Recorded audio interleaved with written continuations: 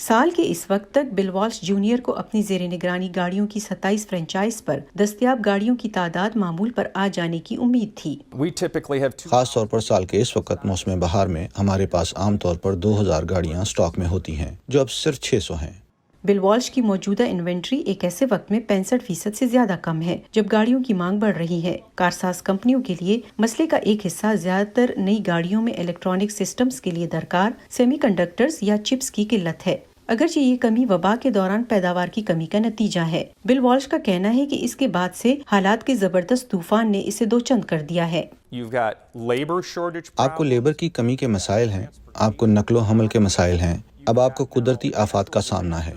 2021 میں نہر سویز میں مال بردار جہازوں کے لیے راہداری کا ہفتوں کے لیے بند ہونا مسائل کی ایک اور وجہ تھی، اور اب یوکرین میں جنگ۔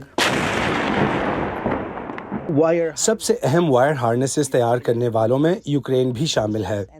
پروفیسر ہانی محمد ثانی ایلینوائے کی نارتھ ویسٹرن یونیورسٹی میں ٹرانسپورٹیشن کے شعبے سے منسلک ہیں۔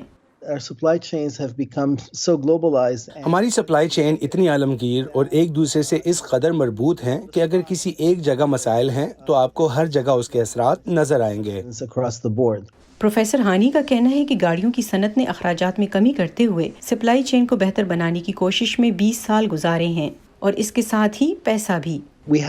ہمارے سپلائی چینز اپنی پوری گنجائش پر کام کرتی ہے، اور اس کا مطلب ہے کہ سستی کی گنجائش نہیں، اور جب یہ گنجائش نہیں ہوتی تو رکاوٹیں پیدا ہونے کی صورت میں آپ ان سے نمٹنے کے قابل نہیں ہوتے ہیں۔ تو اس طرح ہم نے اپنے نظام کو کم لاگت اور زیادہ کارکردگی کے لیے ڈیزائن کیا، لیکن ہم نے اس کی مسائل برداشت کرنے کی لچک کو کھو دیا۔ ایونٹ سلیکا ایک یورپی کمپنی کا وہ شعبہ ہے جو الیکٹرانک پرزے تقسیم کرتا ہے۔ اس کی رپورٹ کے مطابق وبا کے آغاز کے بعد سے گاڑیاں بنانے والوں کو آمدنی میں $500 ارب سے زیادہ کا نقصان ہوا ہے۔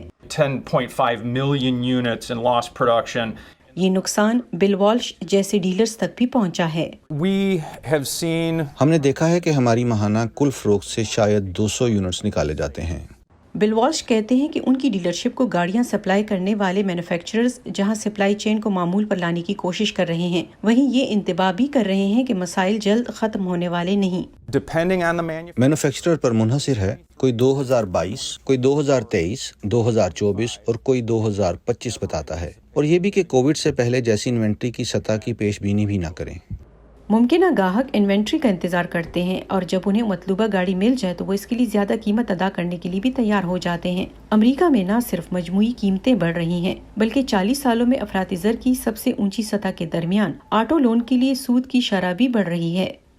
کین فارابو کی رپورٹ کے ساتھ نیلوفر مغل، وائس آف امریکہ۔